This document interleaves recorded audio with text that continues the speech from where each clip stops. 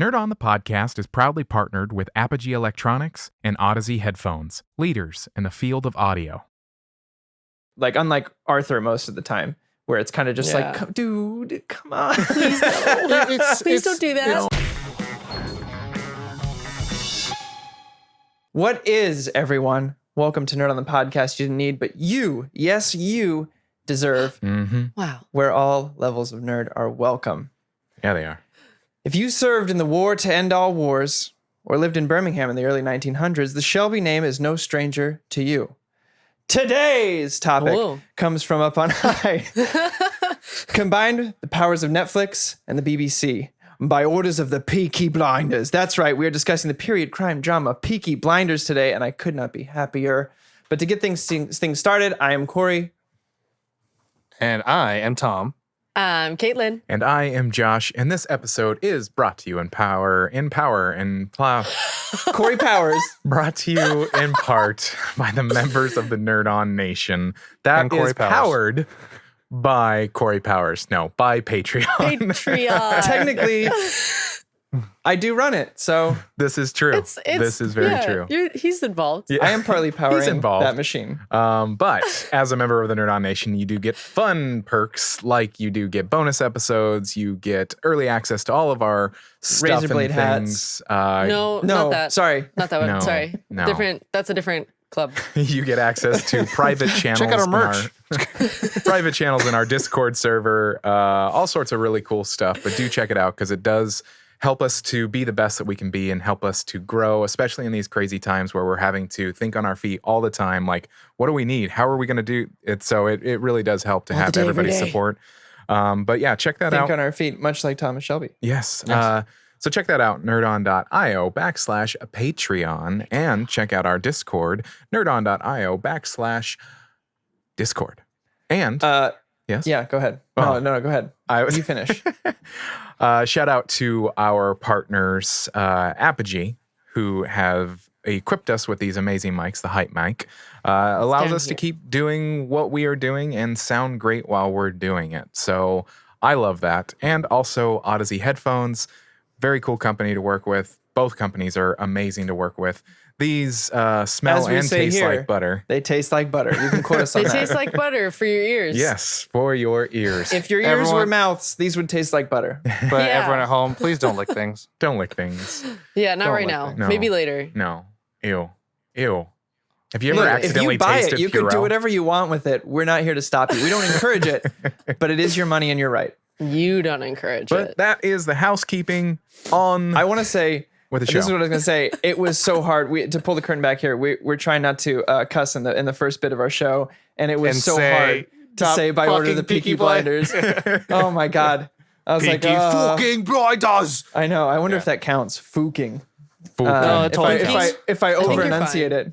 It totally counts. I think you're okay. Kids like under Yeah. And Six will also know. making sure we do not have Ollie today in our digital recording room He's and dealing getting with that family shit. family dealing with family No, he's stuff. not. That's right. That's He's just not feeling well. We wish him a speedy recovery. Yeah. So getting our order of when we were going to talk, that was hard. But actually, a little different because this is a concurrent show by the time of this recording. So we're not going to rate it. Despite actually. what you saw on Patreon, thank you for all voting. That was oh no. that was me. Yeah. we haven't one who was rated so excited shows about the that show. are going on. Yeah. Right. This is right. I mean, There's this is our 7 show. We seasons. can always change that. Yeah. The next season is There's 7 planned. and there's gonna be a total 7. And then once 7 is done, then I guess we'll go and rate the whole thing. I'm bummed because it was supposed to be coming out this year. fall, but Yeah. it was because of COVID. It's been shut down. Delayed. Yeah. Yeah, Steven so- and I wrote all the entire season by the end of last year, and they've done all the pre-production, which is great. Meaning when they built the sets and they did the costumes. Meaning when this is over, they can jump in. But we Hit will the not be ground getting running. it this year. Man, we were supposed to. I gotta jump in right now and say that I'm really glad to hear there are 7 seasons because when I was on like episode 6, season 5, I was only 20 minutes in. I was like, what's gonna happen? Is there more? What's going on? Are there? Tell me right now. There better be more. Well, I mean, And when I honestly, saw season 6 postponed due to coronavirus, I was like, okay, I mean, and that's There's Like, a not way. thank God, but thank God. Not thank God, but thank God. in the history of Nerd On too, we have now talked a show that has completed itself, and it was at an abrupt ending, because they had no idea that they were going to end that soon. But once they realized there's no source material, whereas Stephen Knight, he's like, hey, we're going to end it at this point. It's nice to know that the showrunner has an idea of exactly what they want. Yeah, to versus save like, spoilers, he has said he knows what the last scene of the show he wants it to be based around, which is pretty cool. Man. So he has it's nice to have a writer who has a definitive endpoint in sight and knows what he wants to do. Yeah. So we are going Lost. to continue going to spoiler-free stuff, and so we're going to forego Guess That Grump. We're not going to rate at the end, but now we are going to do our initial reactions and our first impressions. So we'll talk about No. Shut up. Impression. And so we're going to talk Take a walk. Take a walk. how with your hand. how we got into the how we got introduced to the show, what our thoughts about watching it during the show, and all that stuff. So who would like to take the reins? I can go. Oh, okay. I was going to say, go ahead. I mean, I remember when this came out, it wasn't a big to do as it is now. Like now there's a lot more promotion and stuff like that, which I appreciate. But when it first came out, it was just it was almost slept on. And it was very slept on in terms of promotional wise. And it was just kind of like new show on Netflix. And I remember Bonnie and we were like, oh, let's try this. Let's just watch this and see what happens. And we were hooked from the first, like right out of the gate, just everything about it from the visuals, the acting, the script, the music, like everything. We were like, we are in this. And when new seasons Nick come, Cave, we're man. like, it's one of us will be like, new episodes of Peaky Blinders. Yeah. Pretty much just like that. And we're like, so it was fun I'd already watched everything and it was fun to watch it again. And so it's a good show. It's a real treat. Yes, it's a good show. For drama's sake, Corey, you should go last. Okay. But Caitlin, how about you go next? So normally anything that has to do with mafia, drugs, any of that kind of Violence. Excessive violence. Excessive violence is just not my bag. And when I started watching this, it in a way reminded me of Breaking Bad, which I don't like. Oh, to I me, don't like it. In another person's perspective, it reminded me of Breaking Bad. It's like, go on. Nope. Go You on. want to know why? That's two different tastes. Because you don't like It- Breaking it- Bad. Well, Too stressful? Well, I will say though, as I was watching, I got more and more engrossed. Like I watched the first few seasons, and I was like, okay, I like this. And then I took a long pause, and then I like zipped through 3 through 5, seasons 3 through 5. And the conversation I've had with one of my roommates was, I don't like Breaking Bad because it was purely his pride that made the whole story happen. Like I already knew the end You're from watching like the first the episode. anti-hero. Yeah. Yeah. Like he had his out and he turned it down. I This am is the a one who story knocks. of people who don't have an out. Like they do at times, but they also know that it's like a bigger, like it's But they far come more from complicated. nothing. It So kinda- in their Well, eyes, yeah. they don't have But an out. usually Right. those outs mean you're letting someone else in the family down. Right. Yeah. So the stakes were much more realistic in a way that wasn't just pride. Like it's involved for sure, but it's also fighting something much larger than that. So it It's was more- easier for me to care more. And this is such a fine line, but it's more ambition than pride, which are two very different Yes. Yeah. things. Well, and Yes. also the world is not actively out to get Walter White at a certain point. Right. And Right. there is points, like you say, there are points of entry where you can peace out, or exit Right. points. And then in here, the world is kind of constantly at a point where like Shelby's owe money, or they owe a debt, or they owe a death. You There's know, always a it's like- bigger but- dog Right. than them. Exactly. But they That's- also show that like big. as terrible as they are at times, the world is far more cruel. Like there's always someone so much worse, and usually in a higher position of power too. So Yeah. like the power dynamics that happen, it actually reminds me of a K-drama a lot. Like the internal like palace quarrels that happen, and that's kind of blown out into. And then the like, dad comes from local politics overseas, and then all of a government sudden, yeah. So it's there's like the family drama, then it's all the extended family drama. You're like, oh, damn. right. So yeah, like and the way that they had so many different cultures going on too, with like you have the gypsies, you have the English, you have the Italians, you have so many things going on, and everything just meshed together beautifully. So my initial reaction is, it took me a minute, but oh my god, I love the show. Yeah. It's a. I'll go next. To that point, I think it is a really good like exhibition masterclass of like good gangster dramas. Because it does take pieces from the greats and stuff like that, and then it iterates on them and then adds to them in such a way. And so, like Kaylin, you would probably be primed for the gangster crime drama stuff, because it is the family stuff, and then there's the other family stuff, and then how that explores other family stuff when done well. Well, if it's done bad, then it's done bad. Yeah. So for me, in honesty, I think I had the exact opposite that everyone's probably going to say. And I tried to watch this show several times before we like put it on the docket to watch the show, and I couldn't get past the first episode. I was just like, wow. In all honesty, for me, it was just like I had watched. I'd started watching a little bit of Orange is the New Black and Stranger Things and House of Cards, like the Netflix royalty shit, right? Like these are the ones that they don't sleep on, And then so going to Peaky Blinders, like, I like Cillian Murphy. I'm like, oh, okay, whatever. Let's go put this on. I was like, I don't know what the fuck a Peaky Blinder is, and I put it on, and I was like, oh, it's kind of boring. It's like slow. And in my mind, it's because I got used to what the other ones were just like, here's how fast it goes, right?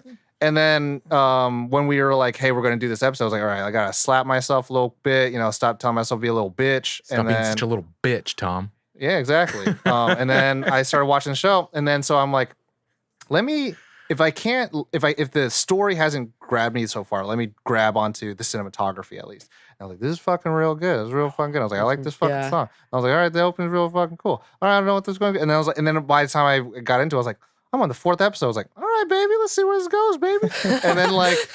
And then for me, it was 1 through season 3 that I was like, fuck yeah, baby. And then season 4, I was like, what are they gonna do? Because typically for me, like I've watched a lot of TV hour-long drama shows now. Yeah. And by the 3rd or 4th season, you're kind of like, you're thinking a little bit on your feet. Like season 1 to 2 to 3 is typically really well plotted out, and 4 is when you see what the showrunner is actually going to come up with.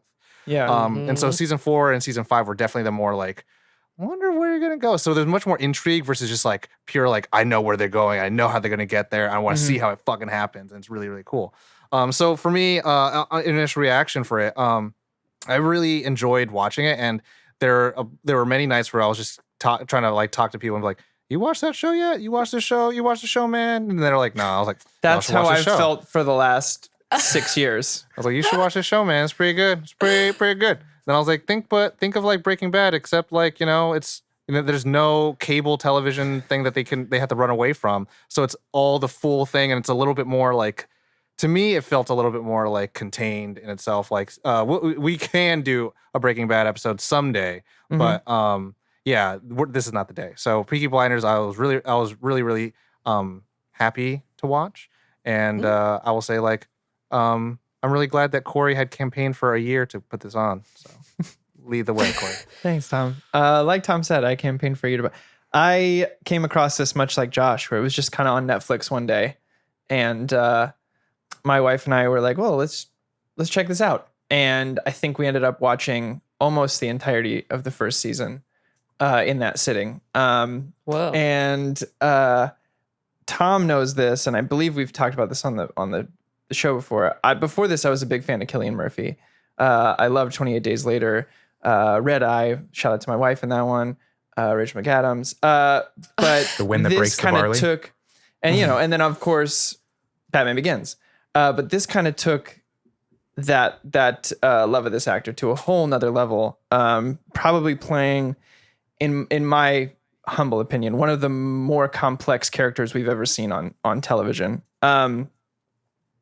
I love dark things, like dark comedies, gritty dramas, that kind of stuff. And this kind of just hits every note of the things that I enjoy when it comes to TV shows and kind of even film production. The use of their music, I think, is just like replacing that. It's kind of like what I've said about Knight's Tale, where they kind of replace what music would be in that world to give that emotion of what they would be feeling with contemporary music to make sure that we feel that same emotion and it's conveyed correctly. I think every character in this show is celebrated by the writers, and I think that's pretty cool.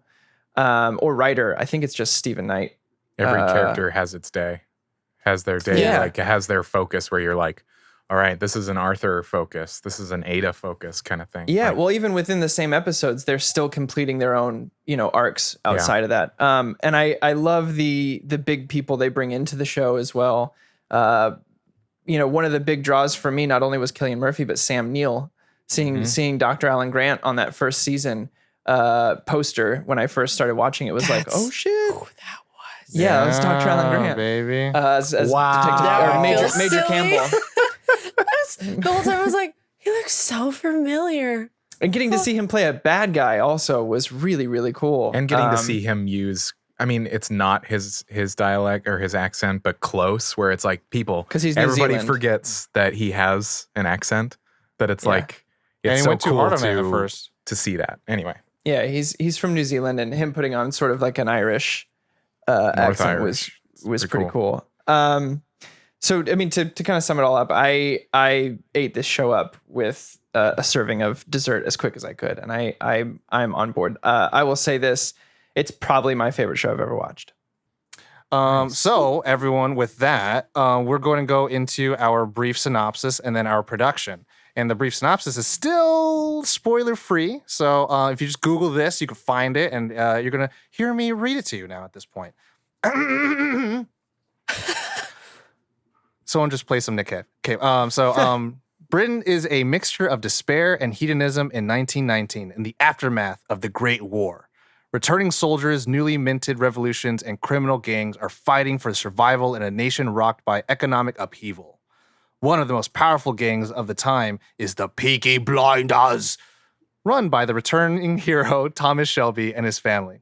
But Thomas has bigger ambitions than just running the streets. When a crate of guns go missing, he recognizes an opportunity to advance in the world because crime may pay, but legitimate business pays better. Trying to rid Britain of its crime inspector, Chester Campbell, who arrives from Belfast to try to achieve that goal. That's what you find. And so that's purely just That's everyone. season one, That's yeah. mainly season one. But hilarity ensues afterwards. So Hilarity, yeah. Violence, hilarity, murder, explosions ensue. drama, Fantastic music. camaraderie ensues. Lots of cigarettes. Look, lots when of you got a booze. show that David Bowie asks you to put his music on, Yeah. you have something cool on your hands. Whoa. And so now we'll go into our production. yes, the production. The studios that brought us this is BBC, who has also done Luther, Merlin, Sherlock. Netflix, who did Stranger Things, Orange is the New Black, Altered Carbon. The showrunner is Stephen Knight, who did Redemption, Locke, Who Wants to Be a Millionaire. The writers, Stephen Knight, who did See, Christmas Carol, Burnt. Toby Finlay, who did Dorian Gray, Ripper Street, oh, so good. The Serpent. Stephen Russell, who did Distant Shores, Shameless. Coronation. That's an easy word, You got Josh. Street. You got it. It's a cast- weird time. The cast I wonder what's on your is- head right now. Cast is Cillian Murphy, who did Sunshine, 28 Days Later, Red Eye, Sam Neill, Jurassic Park, Hunt for the Wilder People, Event Horizon, Helen McCrory, who did Penny Dreadful, Harry Potter series, His Dark Materials, Paul Anderson, who did Hostiles, Midsummer Murders, Sherlock Holmes, A Game of Shadows, Annabelle Wallace, who did Annabelle, The Mummy, The Tudors, Sophie Rundle, and Inspector Calls, Jamestown episodes, Adrian Brody, who did Predator, The Pianist, and Grand Budapest Hotel, Tom Hardy, This Means War, Capone, Lawless, it's Tom Hardy, Sam Chaplin, Marty. Me Before You, Snow White and the Huntsman, and Hunger Games. It's a good cast. It's a super good cast. So pretty good. And there's a solid lot of cast. big names that come in and out in small roles too, Yeah. which is really amazing. The original release date was September 12th, 2013 to the present. As of right now, there are 30 episodes. Seasons, there are 5 seasons. Runtime is about 55 to 65 minutes. The budget, £1.6 million per episode. The Rotten Tomatoes score, 92%. average tomato meter and 94% average audience score. So, fun fact, it was rated this year. Critics and audience were able to vote as the greatest TV show of the last decade. Oh, I would recommend. I'd say. I read somebody say this is TV history in the making. Which is, Yeah. So now we're out of spoiler-free country and we're into spoiler-full boroughs.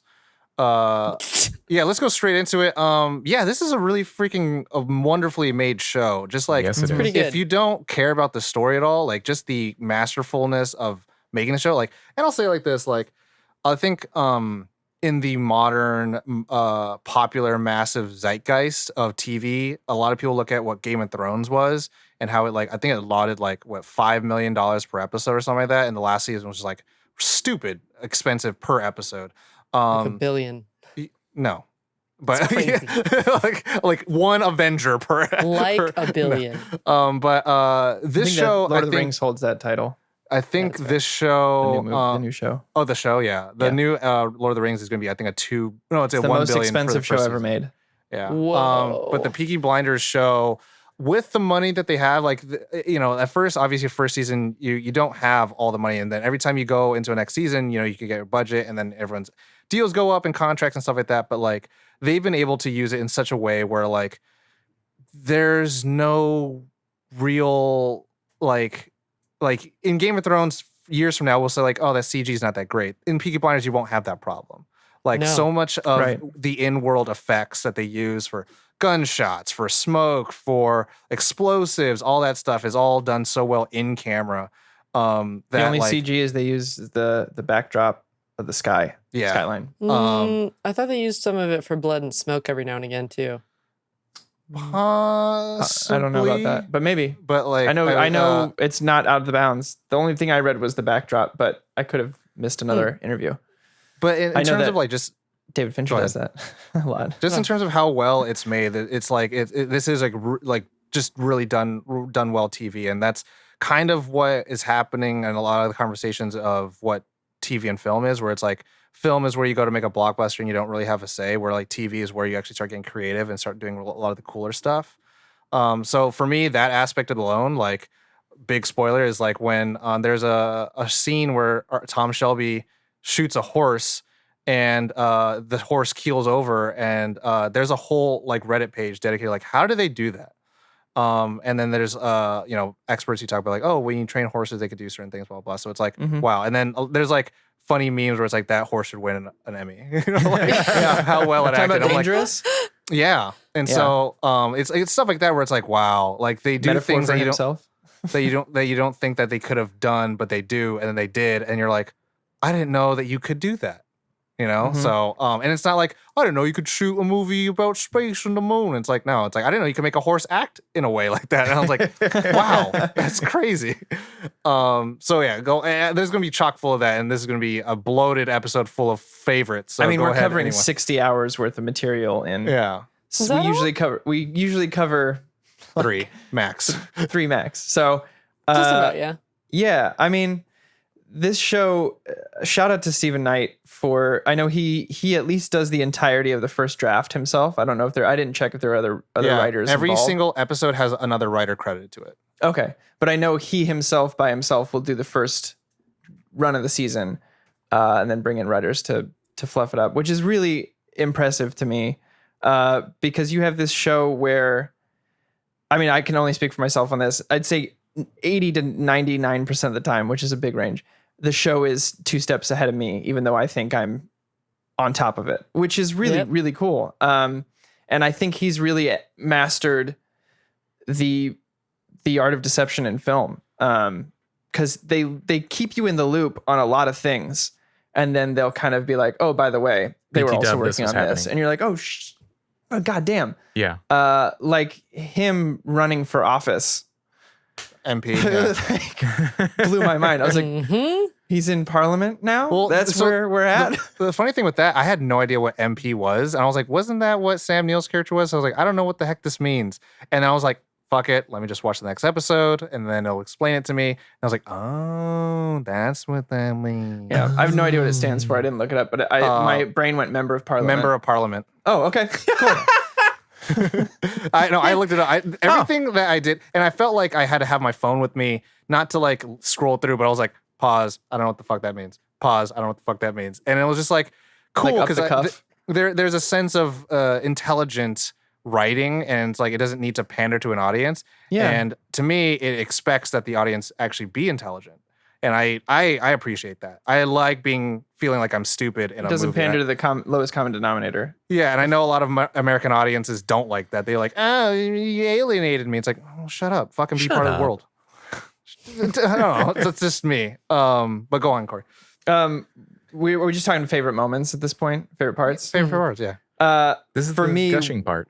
one of my most favorite parts was the season 2 finale by the ditch, where you think he's gonna get shot, and then that guy who works for Winston Churchill turns the tables real quick. I will never forget my wife and I both out loud being like, "Whoa, what just happened?" Yeah. I thought he was dead for sure. Because like at that point, for sure. I remember that the reaction too for us, because at that point we didn't know the longevity of the show or how long it was going to go. So we were like, oh, so it's a 2-season show. Okay. Because some Netflix shows had that life at that time. And you're like, okay, well, this was fun. This is a great... What? Yeah. I mean, at that point, it was in the BBC ditch, mainly, right? covered in the blood and like shaking. What? At that point, at season 2, it was still BBC. And then season 3, it became a Netflix show. Correct. Yeah. So, So no, at that point... Yeah. And he's, he is one of those characters who, if you speak film language at all, can't be happy. And just at this point, at least in the show, just from his actions and the choices he's made and what he's had to do. So having him over that ditch, there was a part of me that goes, yeah, this makes sense. Like he's not a guy who's going to have this long, at this point in the show, at least. Oh, I mean, season 2, he's not this guy who's going to have a long life. He forsakes the sky and says like, I could have had it. I was so close. Yeah. And then I was like, fuck, he was so close. If I can veer off into a side tangent here, just about Tommy Shelby and about, he is in a sense reminded me a lot of Batman, of this guy who, with Grace especially, wants this life where he can be happy again like he was before the war. He wants to be able to get his family out of crime and into legitimate business and be able to kind of like have peace. And he can't. He just can't. The world will not allow him. Vacation. No, because he just. Well, I mean, that's a whole nother discussion about PTSD and stuff. This last time watching it through, that's all I could keep thinking of, is like, he's like Bruce Wayne in that sense. You think he's this guy who has everything, but in reality he has nothing that he really wants, because what it was grace, and that's gone. Well, and I talking a little bit about what Josh was talking about, where he can't even go on vacation. That was actually one of my favorite parts. Was it's after, is it during season 3 or season 4? But season 4. I think it's 4. It's season 4. So pretty much everyone, like, there's a lot of shit that happens, and then Arthur is now appointing the new chairman, and they say, hey, just take a break, and he goes on break for like three weeks or something like that. So, but then not even. And is like, this is the worst. He just goes rip roaring drunk, and he stumbles, and he frightens his child and stuff like that. And it's just like, to me, I really like that, because it kind of comes full circle later on in season 5, where like he's talking to, I think, Ada, and she says like, why are you doing this? And it's like, are you doing this because you think this is actually good, or is it somebody you've met that you can't beat? And it's that sense of like that continual drive and ambition that like I found myself in a lot of times, where it's like, when will it be enough? It's like, when is it good enough for you? And honestly, a lot of times my answer is never. It's never going to be enough. Yeah. And there is a poison, a slow poison that you drink in life that tastes so sweet, because you do look at the insurmountable, and then you mount it and you beat it and you win, and it costed you everything. But then you realize at the end of it, when you up there, you have nothing left. And so when you go to the next mountain, you're like, maybe then I will find my enlightenment. Maybe then I could say no. And then it kind of ends off with this place where the Tom Shelby is like, he is fighting for a good cause, but then it's also to no end. And he's kind of just like on this, like, I think about like airborne rangers in the military. They have a saying like, if my parachutes don't open, then the ground's gonna have to make way because I'm coming through. And it's that kind of like, you're going straight fast into it. Yeah. I mean, and you're talking about almost an entire generation of men who were put Ravaged. into a war that no one had ever seen before. No one knew the effects of PTSD and that kind of thing. Yeah. And then we're just thrown back into society with no help, no handouts. Yeah. Just kind of like, all right, there you go. Mental health wasn't Back a to it. conversation piece. Yeah. Then. And so Opium was. you see that through Yeah. Tommy, where the only place he's calm is in conflict, because he had to teach himself to do that, because he was a clay kicker, which is arguably for me is the most stressful thing you can be in a war, is digging these confined tunnels where only one man can fit through. To put a And bomb it's so interesting to see that there was a line he said in season 4 that hit me really hard, and I had to kind of pause it and be like, I gotta take a break for a little bit. And it was the scene where his maid says, "Should I get you a doctor?" And he goes, "No, I know what this is. It's just myself talking to myself about myself." And I was like, that gave me like chills. I was like, oh my God. Because at one point we've all kind of been there, where you're just like, all he needs is the loud to make sure the sounds in his head don't get louder than it, and then he can be okay. Yeah. But as long as he doesn't start thinking about things, It's about that himself. keeping busy so you're not spending all of your time up here. Yeah, Mhm. reflection is a very It's dangerous just myself pastime talking to sometimes. myself about myself was like a Josh, gut punch. Caitlin? My let me get two things off my plate. Helen McCrory, anytime she is on screen, any Aunt scene, Paul is fucking great. Polly, Yeah. I just Polly whether Gray. she's down Elizabeth and out, Gray. whether she's fucking kicking ass, she is just She's a boss. She is the boss. I mean, just ahead of her watching time. her in any scene, I'm just like, woman, I love you. You know, and then you know my- that she actually was going to be Bellatrix. Oh wow. Whoa. Yeah, they wanted her to be Bellatrix first, but she was in another show, so they got Helen Bonham Carter, and then they put her as Malfoy's mom. Nice. So I was like, wow. imagine if she was Bellatrix, like that'd be fucking insane. Go on. My absolute favorite scene is in episode 2 of season 2, and it's between Arthur and Tommy. Arthur's losing his shit. Tommy's talking to him, but he has this speech that I had to pause it because I was just like, holy shit. Because he goes, Is it I in have the to room? read it because it was so good. He said, it's like a fucking boat, Tommy, full of heavy cargo like coal or iron. Sometimes it slips to one end and the boat tips. I can feel it slipping and I can feel the boat tipping. But there ain't nothing I can do about it. It's like me fucking heads, just like this fucking black fucking barge, and it just fucking drifts in and out and in and out. And the whole scene just like, and Tommy's already like he's got a lot on his plate. He's trying to balance everything. And now his brother's losing his shit. And he's like, Yeah. get your shit together. But the end of the scene, what I love about it is that so Tommy leaves and he's really pissed and he comes back in, he empties the gun of the bullets and he throws the booze into the fire. And the scene, the way it ends is that they take out the production audio so you can't hear Arthur, and all you hear is the fire rumbling and blazing, and it's Arthur just losing his shit underneath this fire. And it's just like, from a sound perspective, from an acting perspective, I was just like, this is so I wanna- good. And that's a cool thing with Arthur Shelby's character, or the actor Paul Anderson. I don't know. You guys obviously, looked this up, but like to me, he's like the perfect story of the wake up actor who wakes up one day and is like, I'm going to be an actor.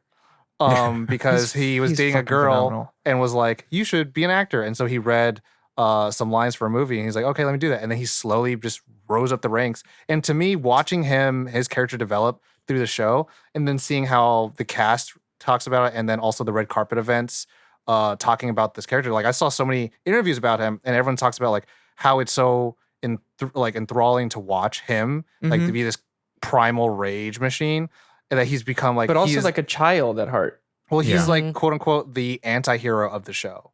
Like Thomas Shelby is actually pretty honorable and noble and do things, but like Arthur, you have to defend him more times than not of what he does. Often. And it's like, I don't know if he's good or not. And I don't think it really comes into fruition until like season 5. You're like, I fuck with this guy hard. You know what I mean? Like, Kaylin, your parts? There were a lot of things. I really did enjoy the same scene, Josh. But from the perspective of Tommy starting to snap, like I feel like that was one of the first times you see Tommy start to freak when he's like, basically like, if you're gonna kill yourself, like, I'm not taking care of you. You're your own Tells him to responsibility. fuck Go away. off. He's like, get your he shit tells him together. to fuck off. Yeah. Like just seeing that kind of a dynamic within that family where you can be so raw and angry and then stomp back in and take all the bullets out and throw the booze in the fire and be like, fuck you, like stomping away. That was one of the first times I was like, oh, okay, so that's the dynamic that we're dealing with Tough love, here. baby. It's tough love, but it's also like he is the unwilling head of the family in a way. And I think so. You don't have to. Yeah, that was so crazy when I actually started to like, okay, I gotta try to understand the show, and then I was like, wait, Arthur's not the head of the family, because in that mind, you kind of just like the way the show kind of. Well, like Corey was saying, like it deceives you to thinking like, oh, this is going to be the typical patriarchy kind of family where like the oldest is the head of the family. And then you're like, who's the head of the family? Who's the head of the family? And I was like, it should be Arthur. And then when he's like, who said you could do that without me? And then Tom says like, I make the calls. I make the books. And I was like, oh, the middle child, baby. Okay. There was an interesting interview with, go ahead. Sorry. They start revealing more and more of like, puppets. Like the idea of puppets are just everywhere, where you have Jimmy Kimball, and actually it's his like advisor that runs Billy everything, Kimball. And Jimmy Kimball's just the angry one that sends the guns everywhere. Billy Kimball. Billy Kimball. Billy Kimber. What did I call him? Jimmy. Billy Kimber. What? Billy Kimber. I don't know what I called him. Kimber.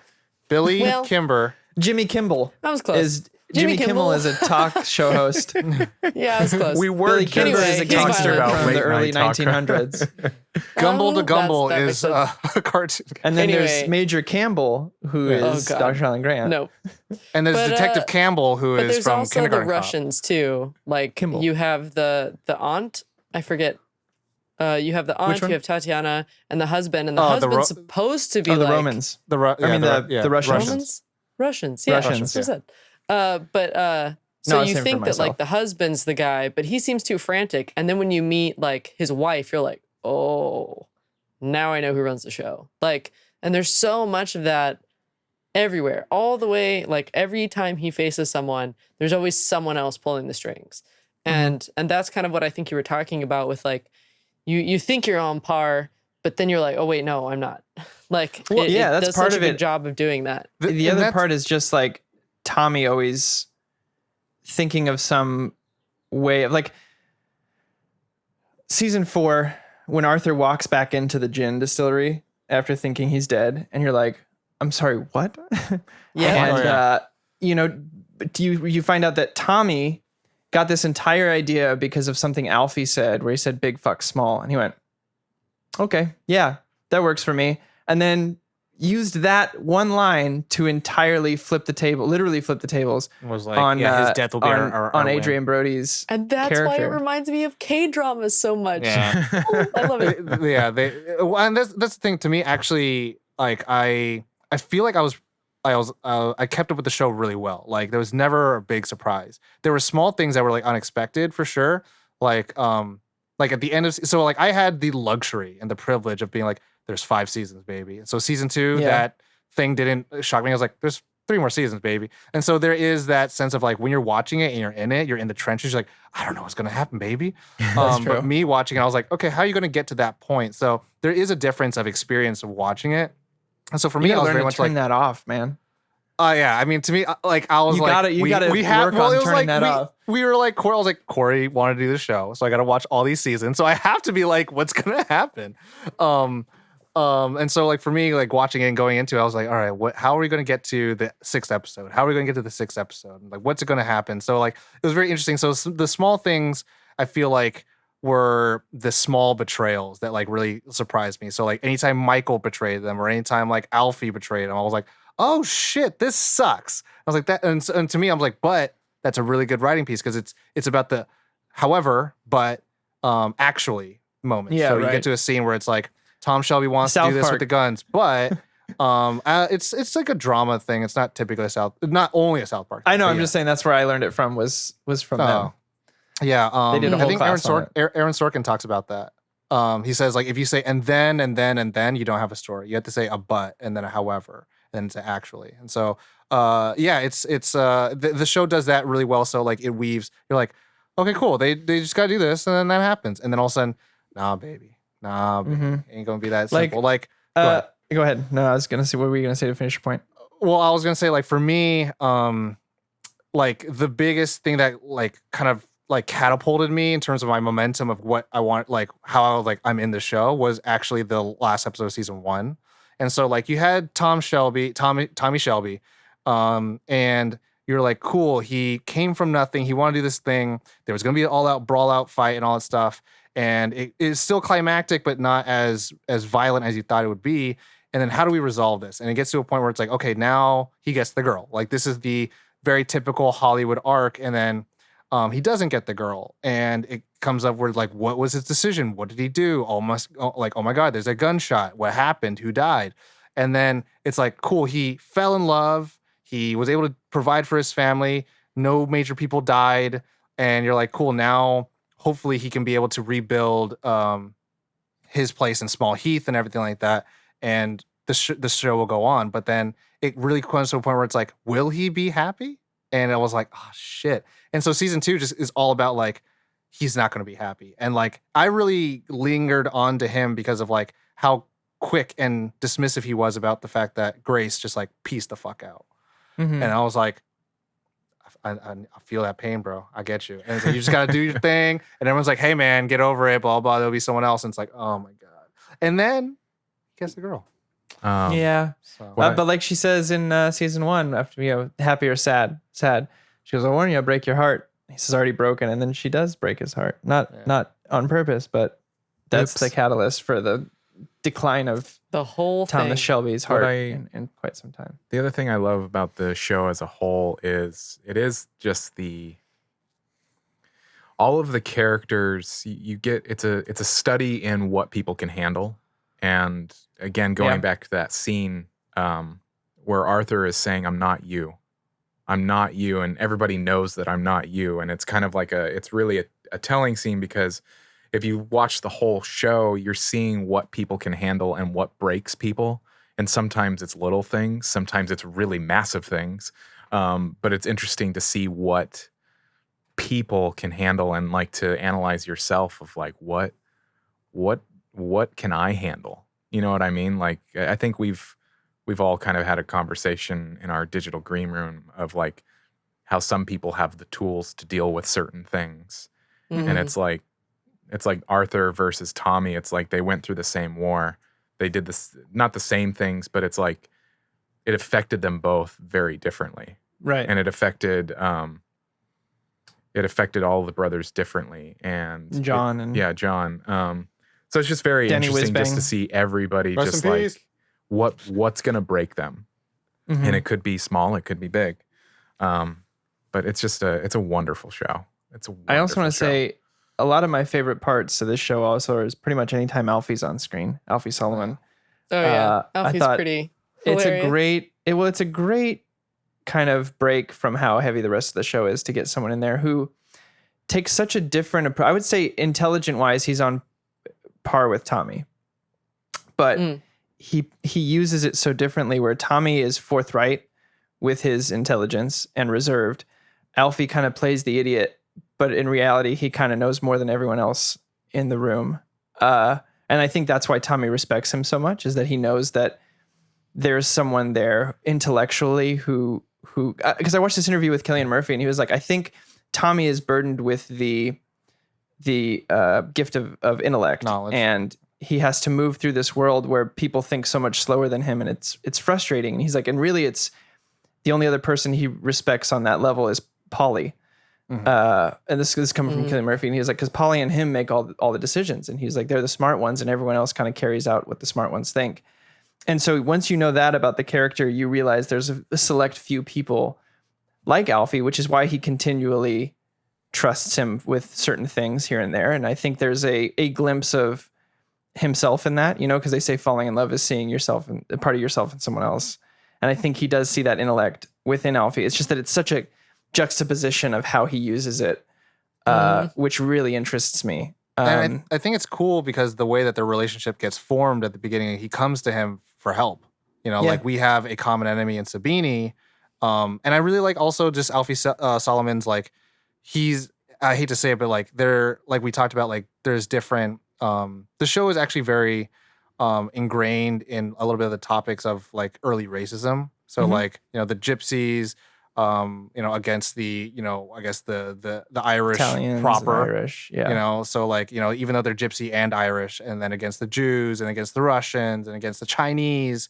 And so Alfie plays the Jewish, portion of it. Like what do based Jewish off a real person, by the way. Yeah. What do Jewish people, are portrayed against these things? And like, it shows like the racism, especially with Adrian Brody's character, Luca. And Changaretti, and how he says like, there's a bunch of you Jewish people, blah blah, and it's so funny because Adrian Brody is Jewish, so he's Jewish people trying to pass as Italian, and so like there's that cool sense of like there's no matter what, there's going to be tension at every scene because there's that race card to begin with, and I love that. I think that really fuels every episode, and I think it even comes to a head like, and to me this was like the most like what would you call it? Like dark horse or up and coming or just like out of left field performance was Sam Claflin's character.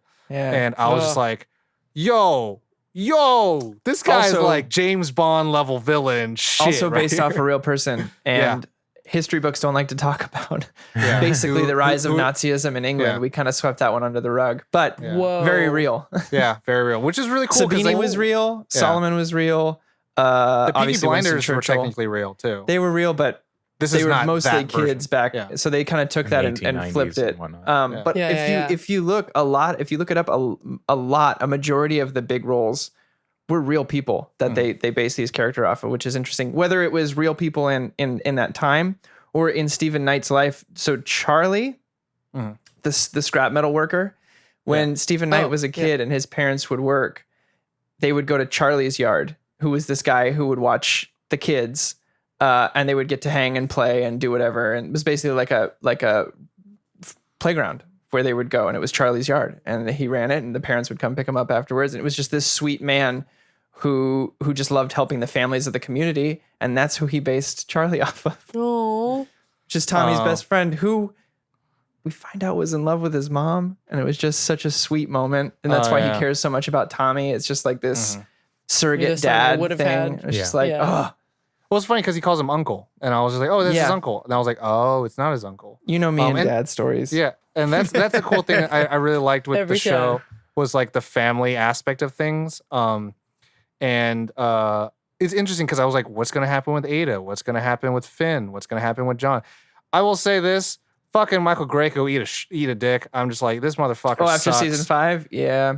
I mean, really, to me, 4 when he didn't tell Tommy he's gonna get shot.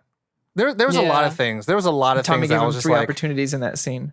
I was like, Paul, you great. You are the matriarch of the family, but this is one mistake. Bringing this motherfucker in. Yeah, Michael was great. The second and third season, he was on top of his shit. He like when he first got introduced, I was just worried like he's gonna get fucking killed. Like he's gonna be killed, and then Paulie's gonna be like upset, and it's gonna be Tommy's fault. And like it's gonna just ruin the family dynamic, which is gonna cause conflict for the next season. But no, fucking Michael just ends up being this piece of shit throughout the entire fucking show. I was like, fuck this guy.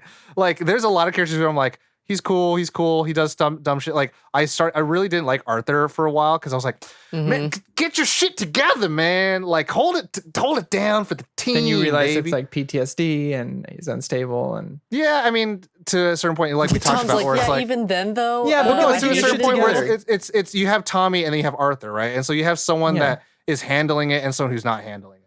And that's why it's like it's tough to watch as a show. Like Tommy doesn't quote unquote handle it that well either. He still is an opium addict. Smokes opium and drinks. And like all the time. I had to look that up. Like, what the fuck is Tommy Shelby smoking in season 1? It's like that's opium. Like, oh, okay, for sure.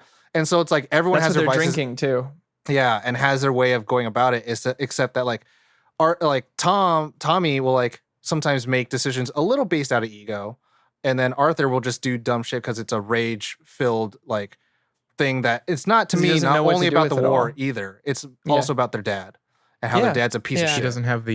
He doesn't have the smarts to process his emotions either, like the anger or the sadness or the guilt or Which is all why that. he makes pretty good muscle. I also Yeah. don't think he has enough of the I would say almost enough of the love, because even when he does get that with Linda, like that becomes tumultuous. Yeah, but it And wasn't that's- love. She was just trying to fix him, which is Yeah.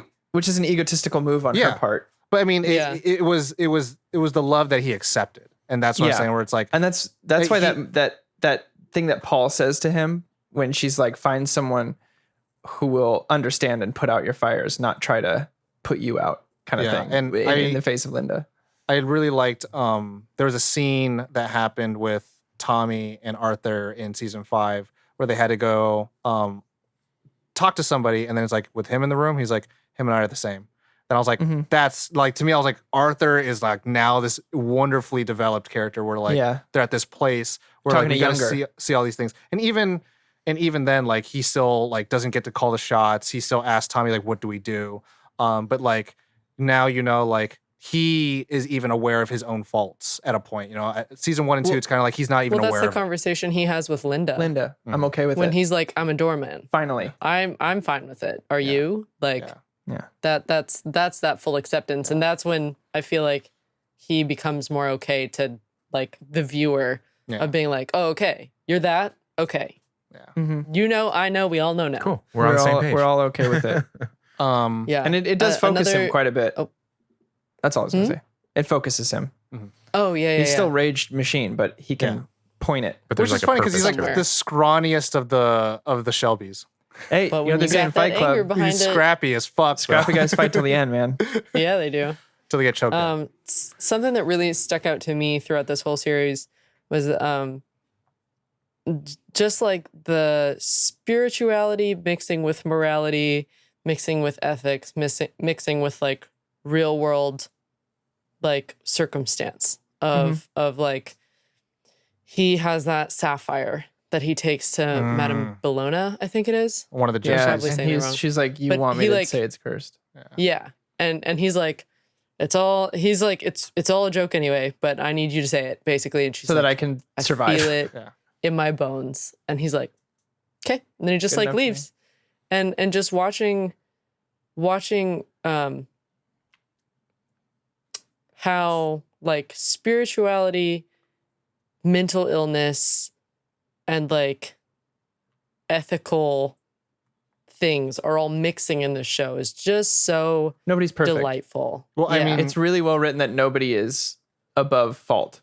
and right. Everybody's at fault in some ways, in some way, shape, or form. Tommy is almost that sense of like, I can carry all of the guilt so that no one else has to. So like in the beginning of the episode 1 where they had the friend who has like debilitating PTSD and accidentally Danny Whizbang. kills somebody, and then like you see him that he's the angel of mercy at the same time. Yeah, he And just it's shoots like- the brain packet Mhm. on the And then same thing Loved with the sniper boy in season Mhm. 5. And so there's that sense where he's also fighting those same battles, but somehow he keeps, in those daily battles, he keeps coming up on top, Yeah. where other people do not. And he has to, carry that weight of everybody. Well, that he you can. get these glimpses of his humanity and like who he used to be before the war, and we see that picture of him with his first wife. Mhm.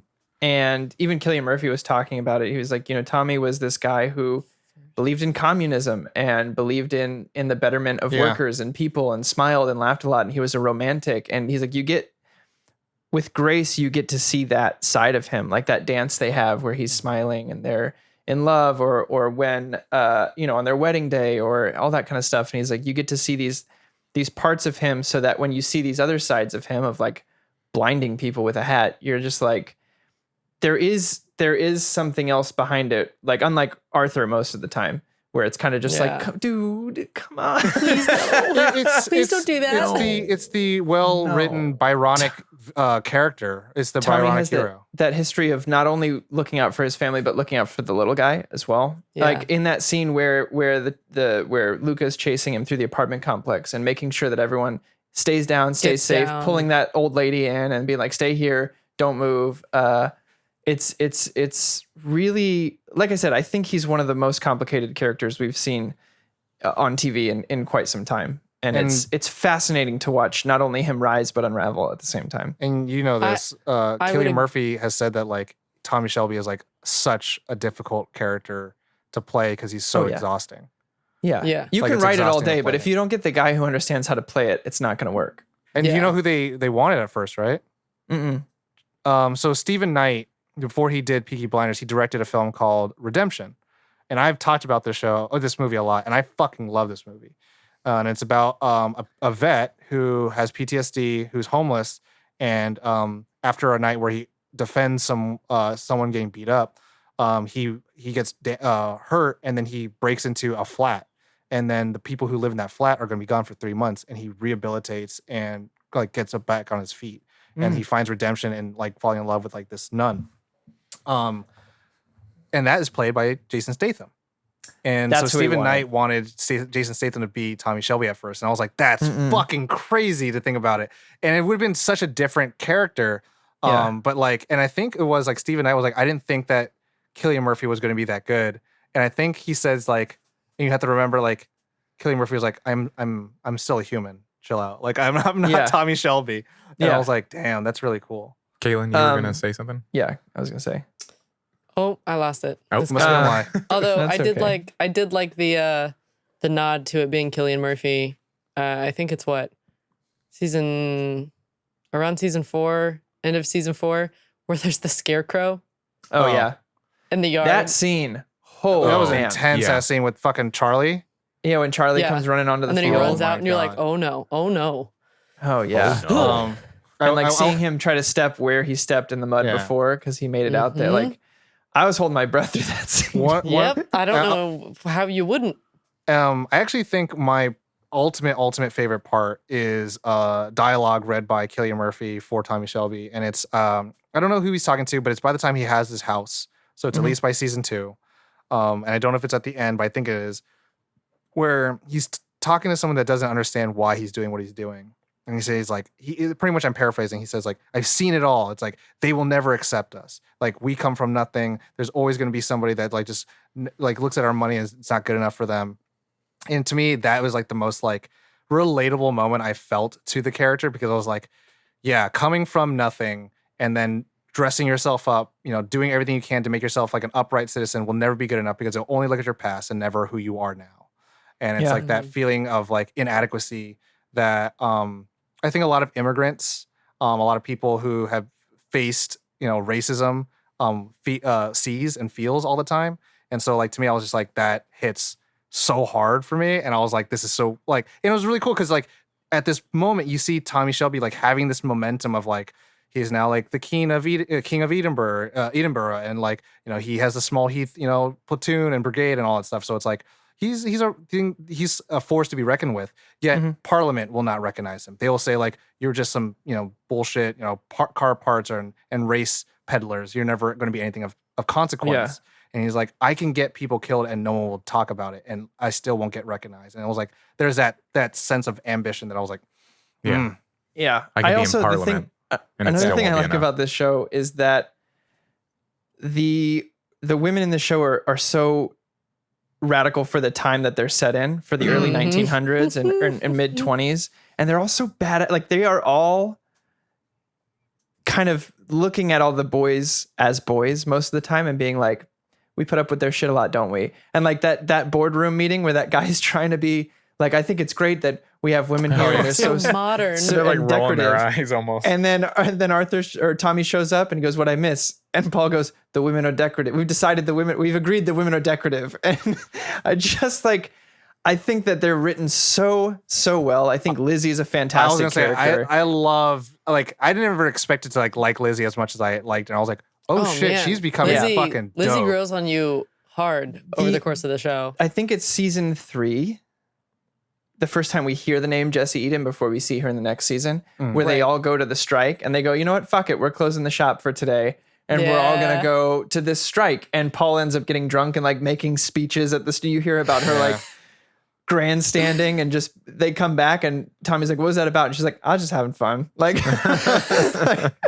I think they're so, I mean, especially like you said it, Josh, Polly is such a cool, interesting, she's almost I would say she's just as complex as Tommy in that sense, and in a different way, obviously. With her own demons and her own kind of thing. But the theme they come back to is that the two of them keep each other alive, and that is shown again and again and again and again.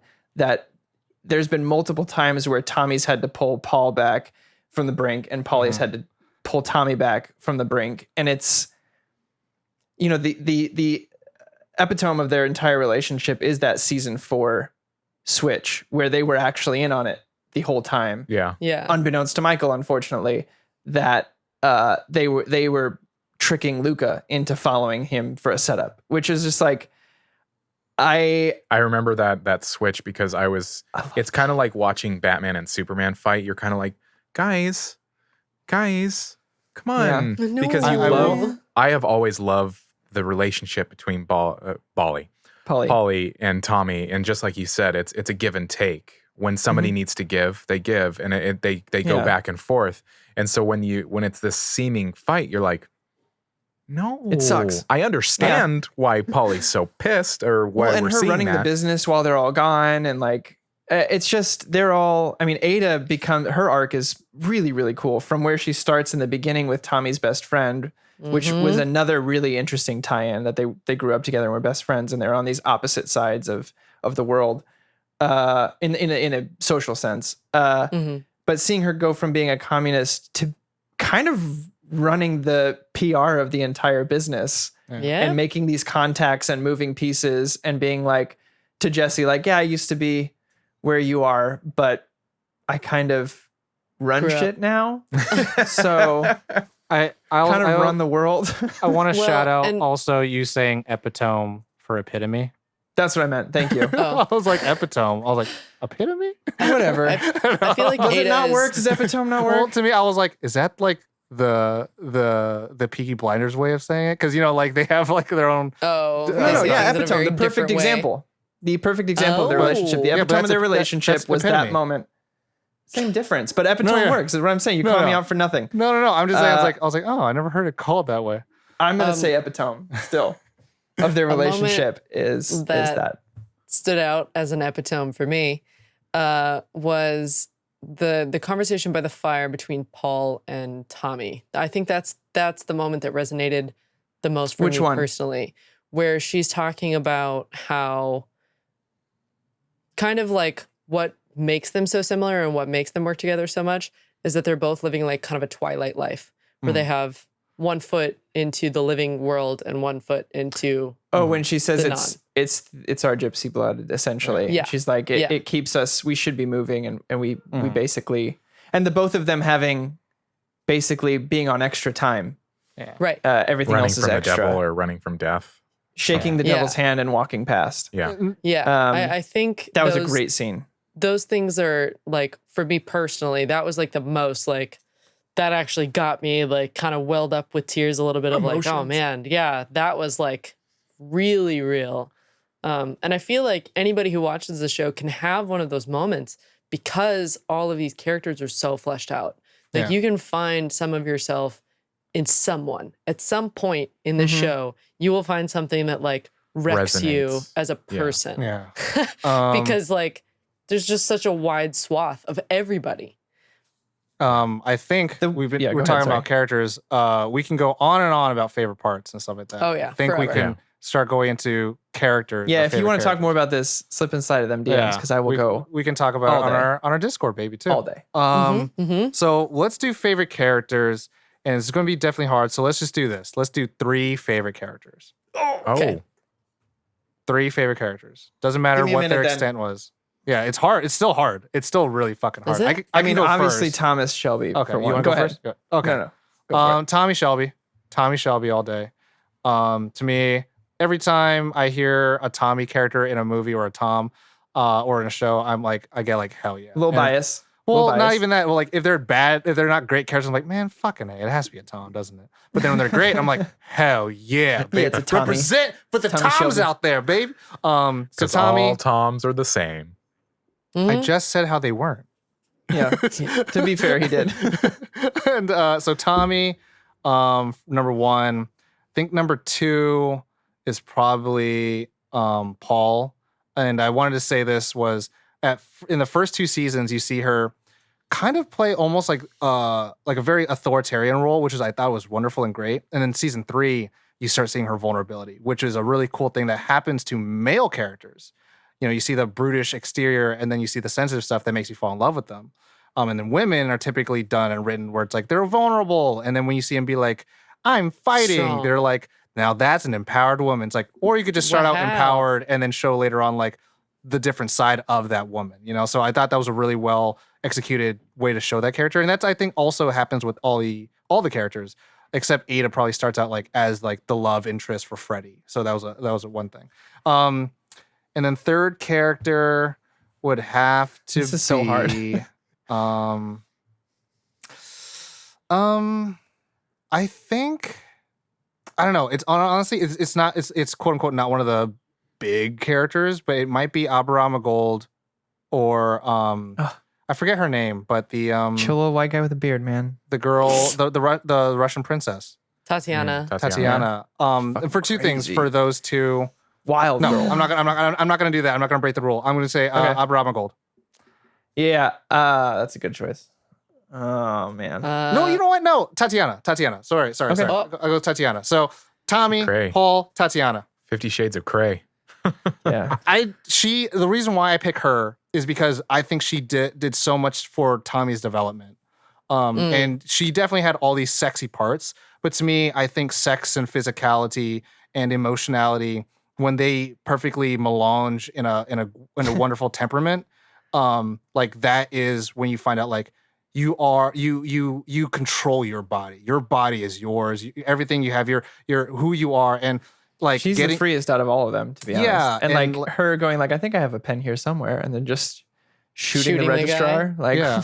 And like the way, like, yeah, she's like the most maverick out of everybody, lives with literally no rules.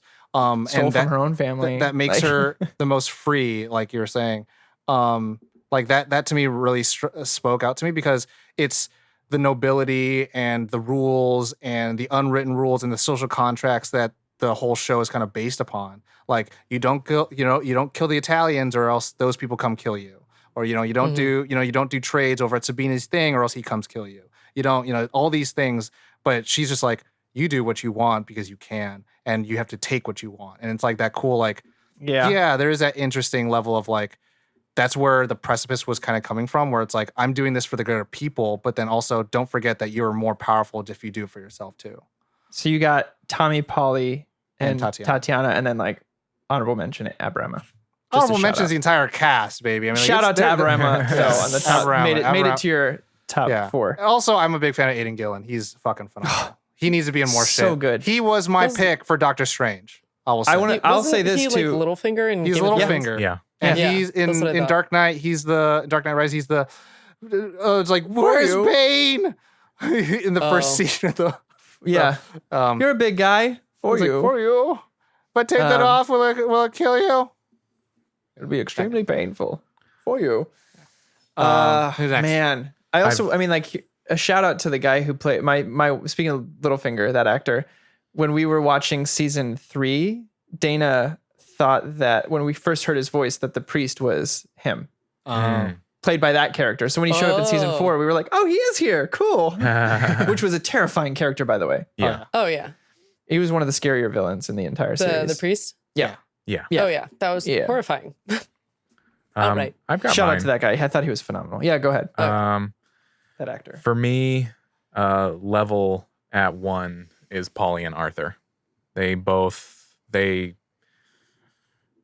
can't put Carry a lot of one weight for you. above the other. They are just, for different reasons. I really identify a lot sometimes with Arthur in terms of his inner struggle, but Polly she's just so badass. And I loved watching her journey through the entire thing, from really powerful to kind of crazy to all, just the whole journey was awesome. And then I'll say Tommy. I mean, this is one of those shows that, like what you just said, Tom, the shout out to the whole cast. Everybody has a moment where you're just like, I can't look away. It's just This so show. good. And every season finale, it was just always had me like, the fuck are they gonna get out of This this? is Like when super- everyone got arrested in season 3. Oh yeah. I was Where like, you're just like, excuse me? Well, I thought What? that was dope as fuck, and I was like, how's he Yeah. gonna get him out? How's he gonna get that's him what out? I mean. I mean, I was just like, oh my god. This is a super see spoiler that at this coming. point. I feel so bad, but I'm gonna say it. Well, John. we left spoiler country territory. Yeah, I know. Like Yeah. we left that a long time ago. So John dies. Does his Yeah. family die too? No. Okay, No. cool. I was thinking Esme about like and everyone else got away. yeah, I was thinking about like his wife and kid. I was like, oh my god, did they get fucking we slaughtered? were shocked by that when John died because we were like, one of the brothers. I mean, to me, and I'll- that kind of removed a lot of the safety nets for me. Oh yeah. Yeah, to me, that was like when I was like, sense of security. hell yeah, not like in a I want him to die, but it's like Well, they there's went also, there, baby. They Stephen Knight fucking has went gone on record and is like the antithesis to George R.R. Martin, where he's like, I don't like to kill characters off for the sake of Joss Killing Whedon them them, off. essentially for the shock Yeah. value. He's like, in real life, even for these gangsters, if you look at statistics back then, death was pretty rare. Yeah. And so I'll kill him off if actors want to leave the show, which the guy did. He was in a ton of movies following this show coming out. Oh wow.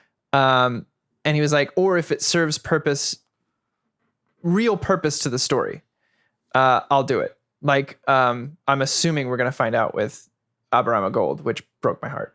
Yeah. But he's gone on record saying that. So when that happened, I was like, oh, damn. This is him kind of making something count because it does to him. It matters to the creator of the show when people die. Right. It's not a decision easily made.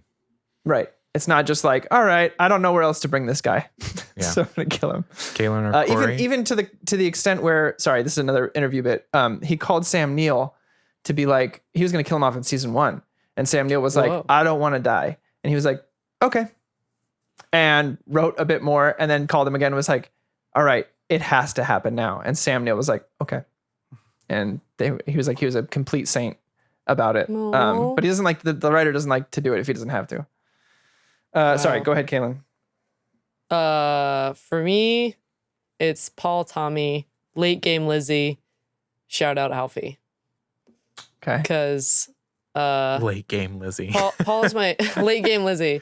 Well, I mean, I felt bad for her in wasn't- season I 2. wasn't fond of her. Well, for in a season while. 2, she to me really started to shine in season 2 because like that She part started with at getting the there. racetrack, and I Mhm. felt so it- fucking bad for her. And I was like, she deserves better than this, Tommy. You know that. Yeah, I mean, even in season 3, when what does he say to her at the end? He goes, "This is for you for what did Putting he up say? with me, like for almost like being the only person who could who could something might keep my heart from breaking completely. yeah It was only you. No one else could do that. yeah. I thought that was I was like, oof. Like I think I was too frustrated with her for putting up with it.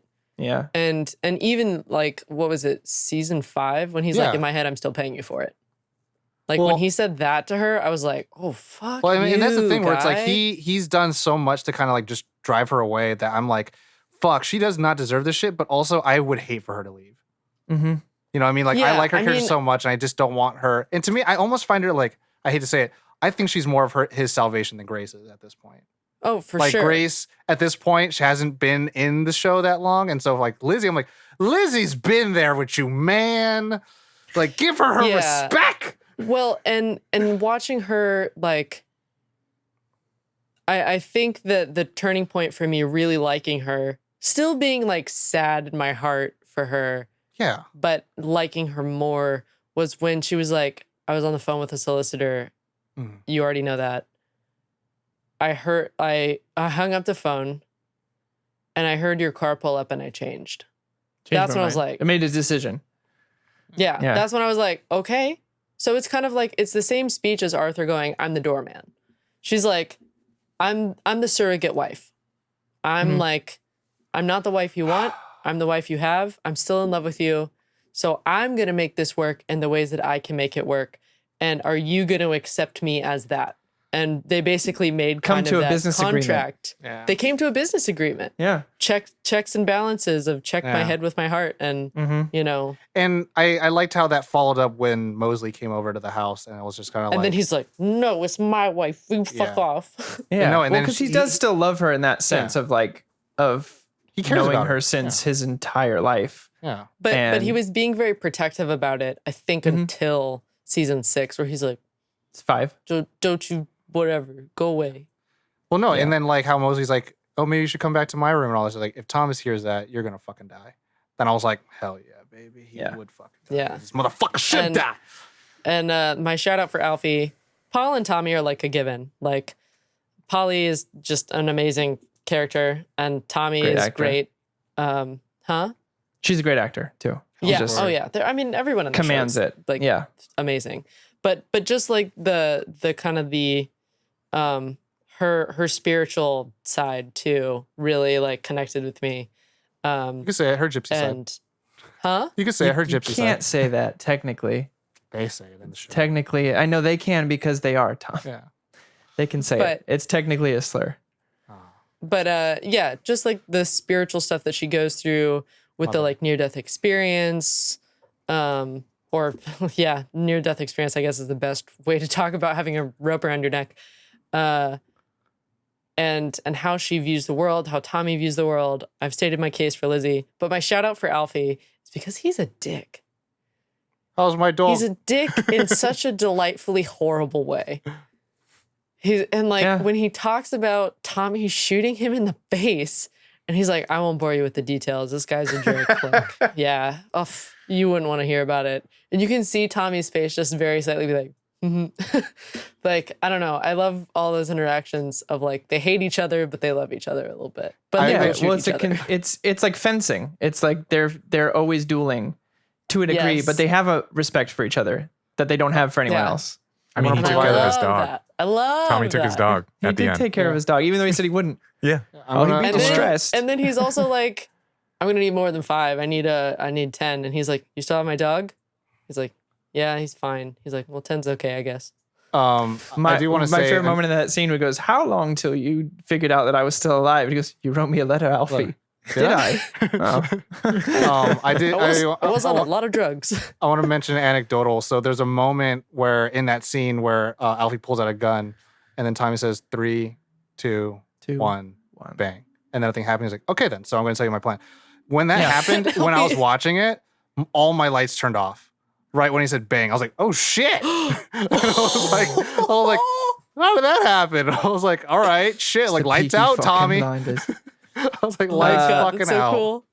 And the terrifying, cool but thing cool. about them doing scenes together is just how long they've known each other and the amount of work they've done together. And knowing that going into these scenes and knowing how much fun they must be having, just like old friends getting back together for the umpteenth time to play these larger than life characters. And Dana said it when we were watching it. She was like, how much do you think Tom Hardy plays around with those lines? And I was like, probably a bunch, but especially with Cillian Murphy, who he's known since forever. Yeah. I would say in that sense, like, it's par for the course because of how the characters are written. But goddamn, Alfie fucking I feel like he tries to steal every scene. And I'm like, can you give it to them, please? Can you let them act too?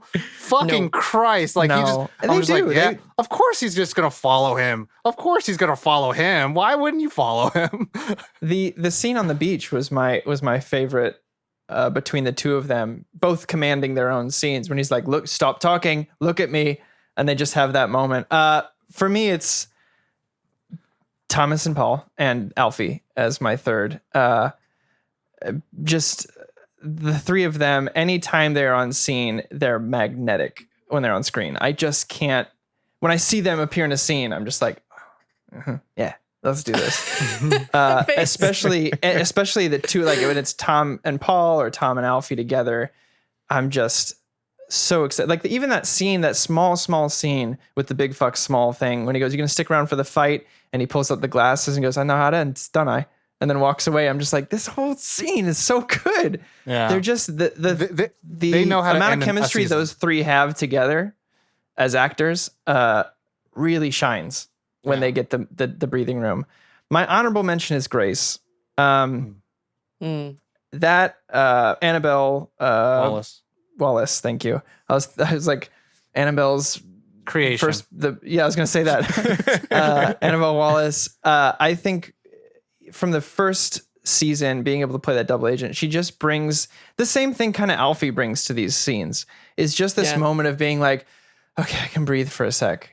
There's someone on screen who is rational to a degree, and wanted that. They had the same goal. Although Tommy and her ideologies were different about how the world works, their goal in the end was to start a family and be happy. And it was such a nice breath of fresh air to see them kind of come to each other's levels to a degree, where she accepts Tommy for who he is. Unlike the Linda and Arthur situation, where Linda's like, change everything about yourself and I'll love you. She was just, to Tommy, was like, I don't need you to change anything about yourself. I just want us to be happy. I want us to do what we need to do together to create a happy life. No secrets. No secrets, no nothing. And she didn't judge him for anything he did. It's that whole scene about, this is how I am when I'm scared. You haven't seen it, but I know it. I can keep carrying on. And her just going, okay, I trust you with that. It was such a wonderful juxtaposition between the two of them that worked beautifully. It like, for me, when she came back in season 2, and I was like, this bitch. I was like, and then she says, did I make a mistake? And then he says, no. I was like, oh God, he's gonna go for it. He's gonna try to have a happy ending. And then in season 3, we're like, they're having issues, and you're like, don't you fucking do this to me. Don't you fucking make them conflicted for no goddamn reason. And then, rest in peace. It happens. Yeah. And I was just like, oh, he could have had it all. He could have had it all. Rachel. Now we did all the favorite characters, at least what we can try to do with them. Now let's do any qualms. Should we have any? I will start out real quick, because this was actually kind of fun. I have one. Because I was not looking for this. And there are a few on-set goofs. And that I noticed just like purely watching, not even looking. I was just like, what the fuck was that? And I go back, I'm like, oh shit, that's and so season 3, episode 1, during Arthur's speech. I thought we weren't doing these things. Well, I'm just saying they're fun. They're not qualms. I'm just okay. This is the time to bring up that shit. There's a boom on the wide angle. There's a boom that pops up, and I was like, that's a boom. And then I was like, who gives a shit? Because that's how I feel. I was like, who gives a shit? I didn't even see it. Movies is hard. And then in season 5, episode 2, there's just not good continuity between hands and where cups are and stuff like that. Yeah. Never even alcohol noticed. and cigarettes. And then in every scene is going to do that to you. It's not even the cigarettes are fine. It's where a hand is here. Oh no, I'm just saying. Yeah, having. Yeah, go ahead. And I was like, having like, that's why it's like, try not to play with things in between dialogue scenes. It's hard. I feel like this is your way of being like, I don't really have qualms, but I did notice these teeny tiny moles. Well, like to me, it's kind of like, again, I don't look for these things, but then I see it because like I don't want to say like I've made enough films, but it's like that shit fucking is the bane of my existence. And it's like, Tom's note to me on his set, to you. I was fiddling with a glass and he was like, don't do this to me. And I was like, oh, sorry. And I was like, because then if you're feeling with it in one scene, then also not in the next coverage, I'm like, fuck. I was like, good idea. Yeah, I won't mess with it. And so to me, I think that's so hard. And it's like, some people are like, oh, well, the audio threw me off or blah, blah, threw me off. And I'm like, that's tough. Like, that's hard. You can't change that. You can't go back and be like, fucking redo the whole scene. Especially if it's a dramatic scene too, because it's like, you don't want to put the actors through that shit. Third, again, these continuity things don't fucking matter to me. I'm just bringing it up now. There's a weird thing that happens with Tommy taking the gun away from Aberama Gold. Like, he takes it from him and it's not, and they do like a jump cut. And so it's like, a jump cut pretty much is when they cut to another angle. It's supposed to be a 45-degree difference. I think at minimum a 35 degrees, so it doesn't feel jarring, but it's just like, or boom. Or to a wide, but you don't do the other way around. It's from a wide into a close, into the same angle. So I was like, it's tough. Oh, why? And you can do that for effect, especially like when Tommy's like rip-roaring drunk and like he's on his vacation. Like, that's a perfect time to do jump cuts because it's like, it's supposed to be jarring. But this is just like a normal sequence. But I will say, an actual qualm I had, and it's not a qualm. It's more like, I don't give a shit. It's more, I wasn't really too much of a fan of the third season villain, the priest guy. I think the performance was great, but it didn't feel like a true obstacle for Tommy. Like season 1, like Kimber was like, don't fuck with my shit, I kill you. Sabini, Campbell. don't go on my tracks, I kill you. 2. Season 4 was Luca, you killed my dad, I kill you. And then season 5 was like rise of the fascist Nazi army, and it's like, oh shit. And like I have like he's the foil of Tommy Shelby. Like the way he rose to power and what he has the ability to do is on par, if not better than Tommy's. So like this is a true threat where like the priest was like, he had some goons and some reason we couldn't get to him because he was doing deals with the Russians. And so the only reason he got into those deals with the Russians is because of this priest dude. So it felt like if we didn't have to deal with the Russians at all, this priest guy would be out in a second. And so for me, I was kind of like, and so to me, in all honesty, I feel like season 3 was much more of a development character season, which isn't a bad thing at all. To me, if you have a too good a villain and no one progresses, I would rather choose the weaker villain and everyone progresses. You know what I mean? So which they did a lot in that season. Yeah. So I mean, in every season they developed really well. Yeah.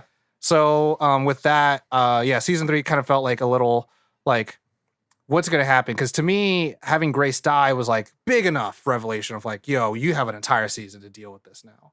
And then they're adding like now the deal with the Russians, and then now Linda, and then now Well, and having the one thing I will say about that villain is targeting the only piece of family that he had left, as far as Grace and Charlie, saying leaving the notes under Charlie's kidnapping pillows him. Oh fucking A. Oh man, like that was such a. So, hey, you want to get to the heart of Tommy Shelby.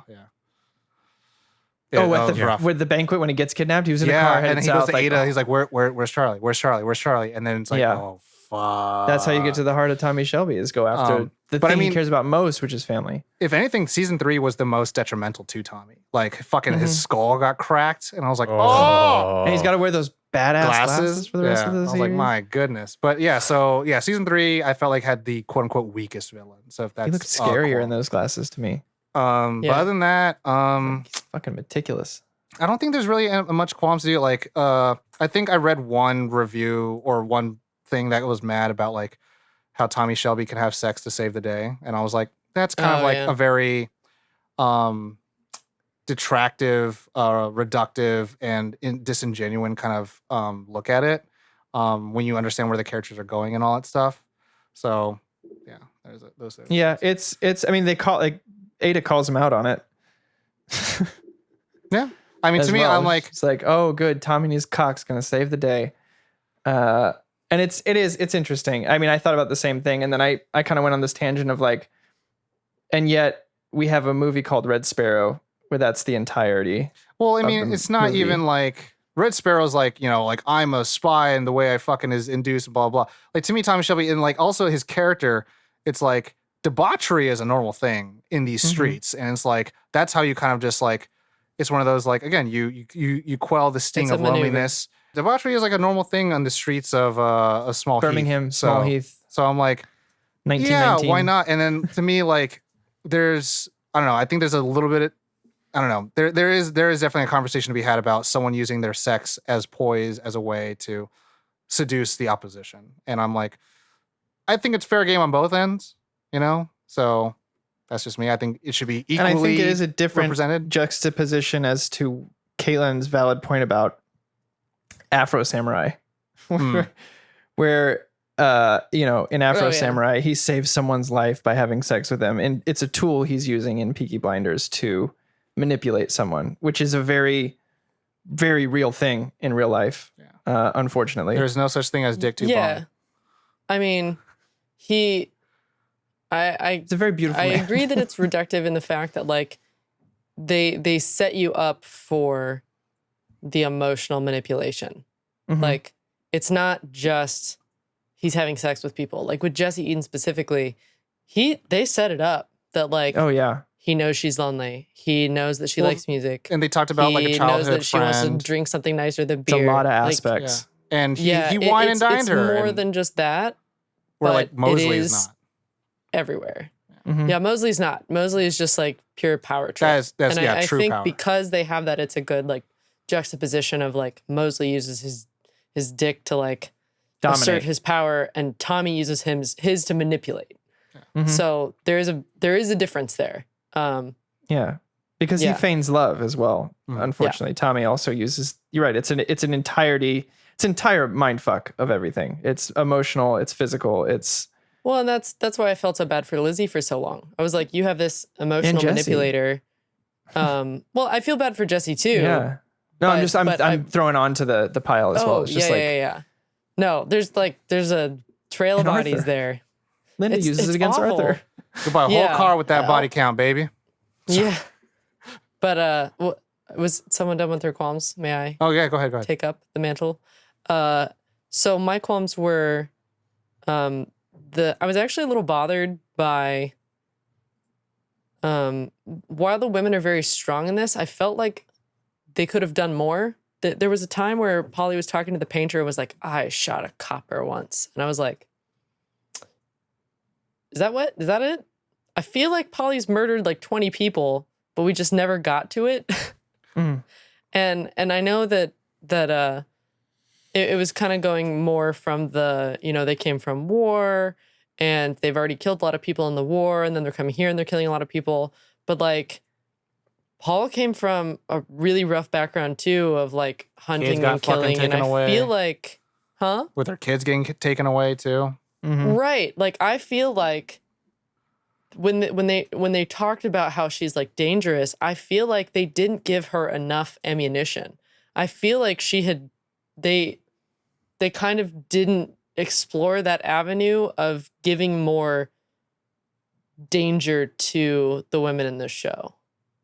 Sure. Yeah. With Paul talking with the interview with Cillian Murphy and Stephen Knight, with Paul and Tommy and Paul, in comparison to the rest of their army, do a very small amount of the legwork in that sense, right? Because they're intelligent.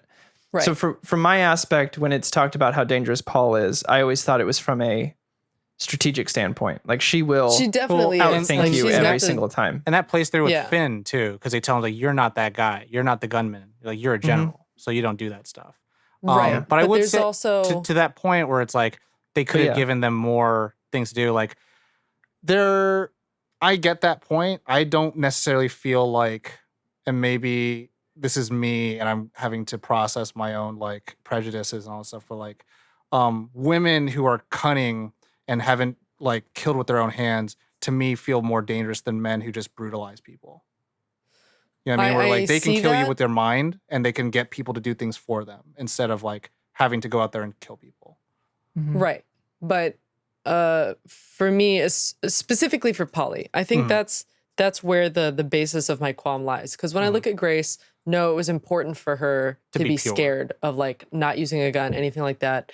Ada was specifically kept away from any of the violent stuff. More of the political activist. Was just like, she had grown up in the wild, so she was just like a wild character. But specifically for Polly, who had had so many run-ins with people, I don't see how she couldn't have, in a way, killed somebody, killed more people than one person.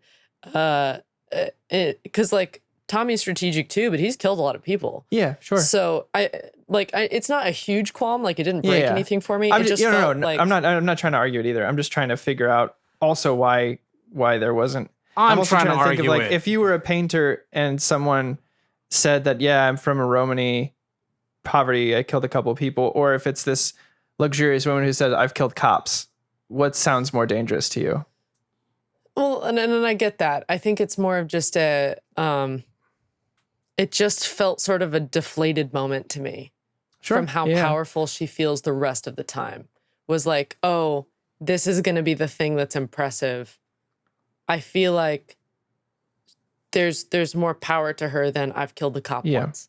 Sure. Yeah. And that was kind of like you're talking about the whole show or just that specific moment? Just that specific moment. Season 3 in that moment, you have to remember she's allowing someone to fall in love with her for the first time in 20 years. She's being very vulnerable at that point. So for her, she's awkward as hell. Yeah. I get it. But it's still just like she's picking the most scary, dangerous thing she can think of, and it's, I killed a cop. It just didn't. It was like the pin in the balloon deflated. Like that's what you picked. But that's also what we've seen as the audience. So it had the most effect. Also, she could have said, "I kill younglings," and look how that went. Yeah, right. I know. Younglings. But anyway, that's my qualm. Yeah. That's No, one no. of my qualms. I think they definitely could have played with that more. Yeah, it just felt like series, there was some meat there. They could have said like what she did when all the could have boys gotten went to. to war. Mm-hmm. Yeah, all that yeah. stuff. Some But what- for do you have some more past in that line that would make her a little more robust You have another in qualm? some way for that scene. And now the painter. Yeah, the painter. He just poofed from existence. Mm-hmm. Yeah, That bothered me a lot. I mean, she did fucking threaten his life and then like maniacally almost rip his head off kissing him while he looked at this terrifying portrait that he did of her destroyed. Bah. And Whatever. to me, that's why I'm like, Aberama Gold was compared to definitely everyone the else's guy gone for her because he could handle that shit. Was the guy for her. Didn't they all go Hey. to jail for a while too? For like a month. That's Right true. after that. So I think he probably was like, Peace. Yeah, I that's can't fair. handle this. They were Or in Tommy jail pushed for him out. We a didn't good see. minute. But I think just from Or a he- mechanical I think I just- level, and then just she like went crazy. And so I think I just wanted I wanted some kind of finality with it of like because there was also like maybe he's a traitor, maybe he was giving information to his friends over the newspaper. but we found out he wasn't. Yeah, I mean, Yeah. and also I think in a sense for Paulie's character, this is fun that I get to say. He's kind of an accessory, where like oh yeah, no, he definitely was. we're like Aberama and Paulie. It's like Aberama, you're kind of now an accessory to Paulie. So it's like whoever's going to be a better fit for Paulie is who I really care about. And at that point, it's like Paulie, you could do better than that. And then so to me, Yeah. Aberama was like someone that like gave a fuck about who she was and knows where she comes from and also still in love with her. And At it's a like fundamental it's level. humble as fuck about it. He's like, I know I'm nothing, but I have everything to give you. I'm like, this man. Oh, this man. Yeah, how I really like cool them does he together. fucking look in the 5th season? With the hat. He gets all cleaned up and the got a mustache and haircut. everything. Yeah. Oh man, when when they come into the gin distillery and Alfie's like, when an Irishman walks in with that haircut, you know something's up.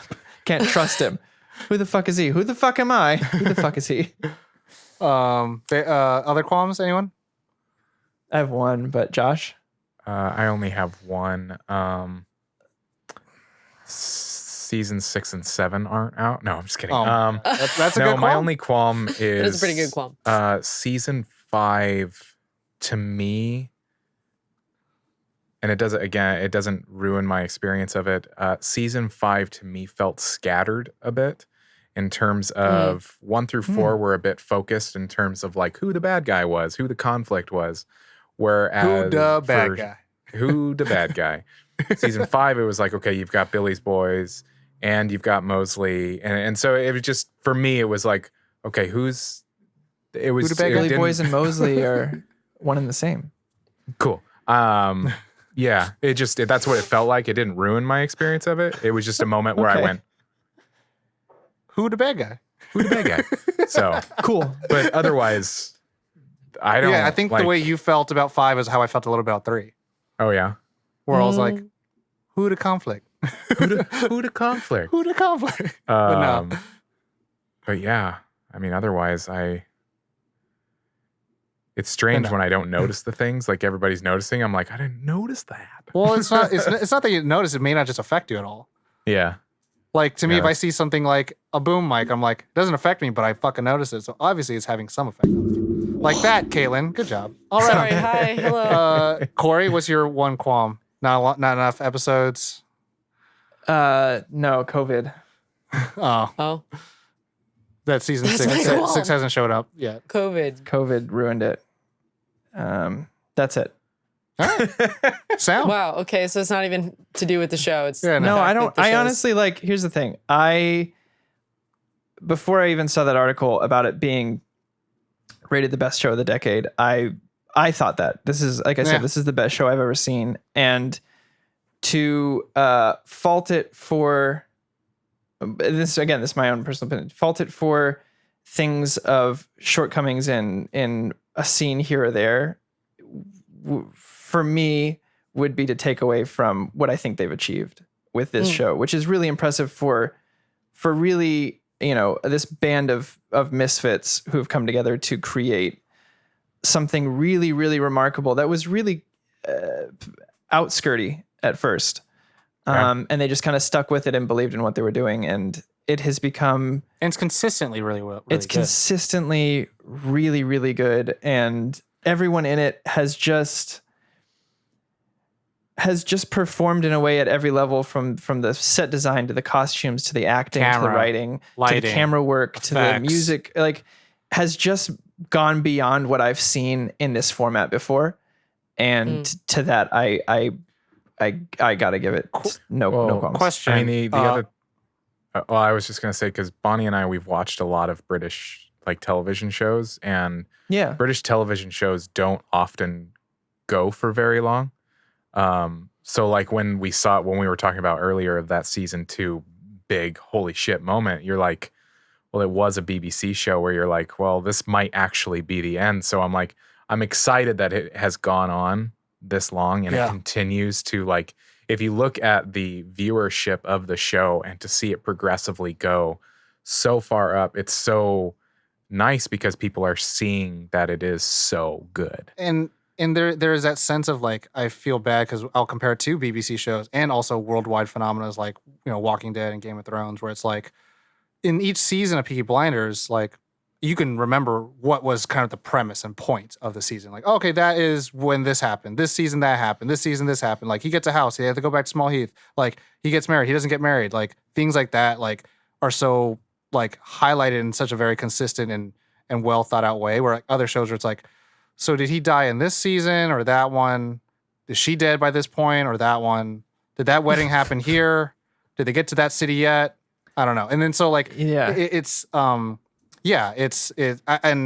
think flashback to our Watchmen episode where we talked about the HBO show. Like you were very stubborn about like, this is a really fucking great show, but it's not my favorite, not the best show I've seen. And for me, Watchmen will be that one. But then but Peaky Blinders, like if Watchmen season 2 were to happen, I don't know if they could do what they did for season 1 for Watchmen for 5 seasons, where Peaky Blinders is doing it really well for 5 seasons. Yeah. So that's why it's like my qualm that I bring up. Maybe I obviously I missed a tidbit that didn't sink in terms of who's with who and all that kind of stuff. But it's not. It's a show that I look through and I watch, and it's the experience of it that I'm just like enthralled. For every minute of it, where you're like, where it's almost like that thing, like maybe it's a missed tidbit that I miss about the story. It doesn't ruin it for me. Yeah. I'm like, it's like me bringing up all the boom shot and all that crap. Like, and like also another stupid qualm to be like, I could use a little bit more red right hand in the opening. But that's dude, all the different covers. Yeah. Oh yeah. But like, oh man, the use of that song. There was a really like wonderful, that moment when you start getting into the groove of watching a show and then like it starts feeling like your daily nightcap or whatever. Yeah. Like there was that very wonderful familiarity that I got where it's like, here's the opening shot. And then right when something happens, you hear the ding and then you see the Peaky Blinders thing. I was like, I also this feels good. respect a show that has no problem waiting for their title page to come in to 12 to 15 minutes into their hour-long series too. And just be like, sometimes it would pop up and I was like, we didn't do this yet. Yeah. That was all establishing for this episode. There's a lot of shows that I like that do that. I'm like, oh my God, we're not even ready. Shout out to their use of Black Sabbath's War Pigs. Like that was one of my favorite songs to put. And when that started off, I was like, oh, fuck. Some shit's about to get real. It's about to get crazy. This is not a song you use lightly. This is not a dialogue scene right here. Anyway, cool. So 5 stars. It's not done. 5 blinders out of blinders. So we're not. Yeah, it's not done yet. So we're not going to rate it. That's been pretty much how we do a show that's ongoing. Yeah. Other shows that we've done. Have been like Johnny Dogs. Can we just appreciate Johnny Dogs? I was gonna. We appreciate the entire show and all of the characters because of how well fleshed out they are. Because we love them so much. My wife and I were talking about Johnny Dogs and just how wonderful it is to have a character that's just like, just there for it. Whatever it is, he's just like, all right, Tom, let's do it. Well, when Aberama Gold accused him, I was like, this motherfucker's gonna go. I know. Damn. Oh, and that line too, where Tommy's like, out of all the people in all the world, you're the only one I can trust, Johnny. Yeah, because he's never failed and he's never went against him ever, and so I'm like, no matter what he said, that's cool. That's what's up. Yeah, and that's tough to find in that kind of show. But yeah, other shows that we've done episodes like this were like Stranger Things, Rick and Morty. Is that it? Mindhunter, we didn't rate because we thought it was going to keep going, and then life happened instead. then it got postponed Mindhunter, indefinitely. My Hero Academia. Yeah, there's a few shows that we've done that. So everyone, this isn't brand new. But yeah, I don't have anything else. Anyone else wants to sing anything off? Peaky fucking blinders. Everybody at home. I feel like we could talk about it for a very long time. Yeah. Like, Please message us on the Discord. I want to talk about it so much more. this is Corey's formal request for you to reach out to us. Please tell us about it. By Please the tell us what you order thought of the about show. fucking Peaky Nerdies. What spoke to you as a viewer? What character resonated with you the most as you were watching? Do through? you think that Thomas Shelby's gin will be the cure for incountable sorrow and sadness? Maybe. That was like on Probably his a little too label, and I sweet, thought but about that. I was yeah. like, that's kind of interesting. I feel like there's for sure like you could buy that. You know, you could like buy the Game of Thrones booze and stuff like that, but you could buy like the Thomas Shelby gin. I don't know, it's probably The name of the gin was great too. But yeah, everybody at home, thank you so much for listening. Do stop by, rate and review us wherever you listen. If you are new to Nerd On, check out our website, nerdon.tv. It has all the information. Our socials, I realize that we never talk about our socials, but it's Nerd On TV on everything. Check us out, stop by, follow, all that good stuff. Keep up. But yeah, check out the Discord. It's a really great community that keeps growing every week. From talking about gardening to food to comic books, it's the gamut is wide, and we would love to have you a part of that. Do consider joining the Nerd On Nation because it does allow us to keep on growing and be the best that we can be. And you get secrets. But yeah, that has been the episode. We love you all. Stay safe. You know the drill. As always, Nerd On. Nerd on.